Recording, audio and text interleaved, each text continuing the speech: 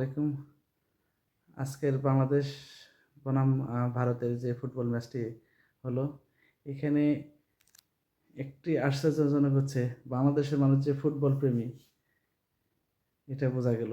বাংলাদেশের মানুষ বাংলাদেশের ফুটবল খেলা হলে অতটা দেখে না। তবে আজকে খেলাটা ম্যাক্সিমাম 80% মানুষ খেলাগুলো দেখছে।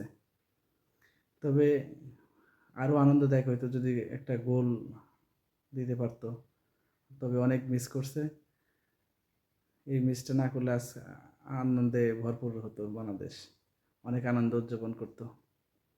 তবে স্কোয়ারে এখনও ভারত আমাদের অনেক আগে, 125 স্কোয়ারে আছে, আমরা 185-তে আছি। জানি না এরপর জুনে আছে সিঙ্গাপুরের সাথে, মেবি সিঙ্গাপুরের সাথে আছে।